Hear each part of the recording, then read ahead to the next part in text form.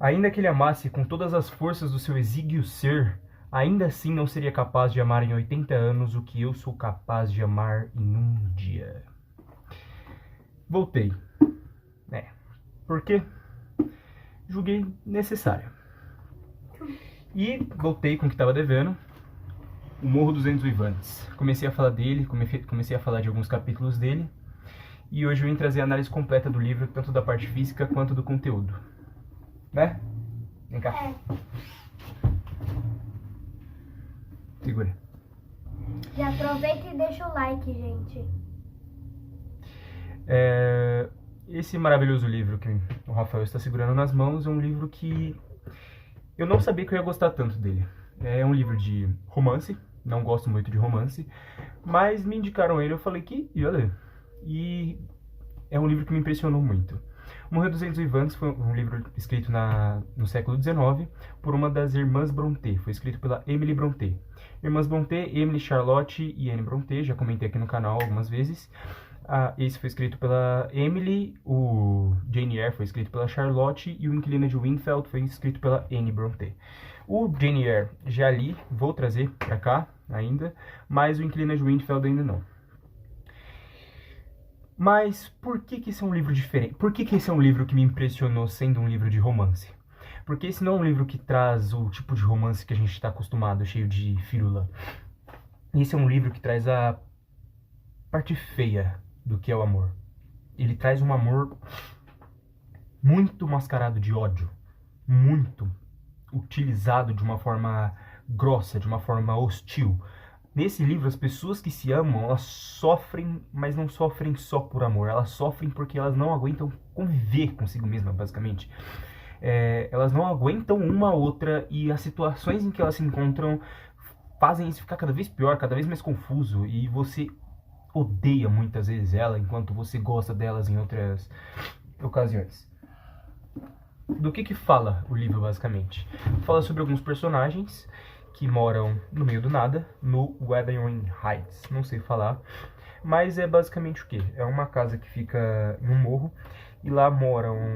A história começa, no caso, com o quê? Com uma família, um pai e seus 2 filhos, até que esse pai chega com uma criança na casa. E esse é o Heathcliff, que eu não diria que é o nosso personagem principal, mas ele é bem conhecido pelas coisas que ele faz no livro.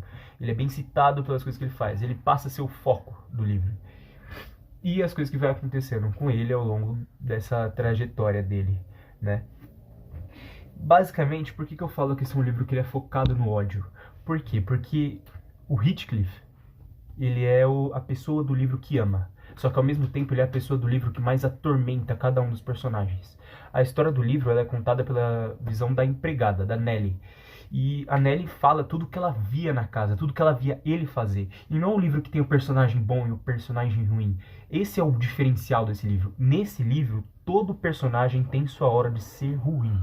Tem sua hora de ser odiado por cada um dos outros personagens e por ser odiado por quem está lendo o livro. O Heathcliff ele consegue atormentar 3 gerações nesse livro.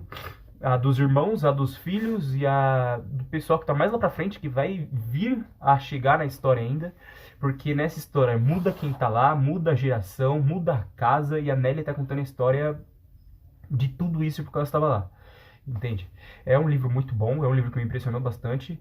É um livro para se ler rápido, para quem tem, né, uma afinidade com a leitura. Agora falando da parte física dele, essa é uma das edições mais bonitas que eu achei.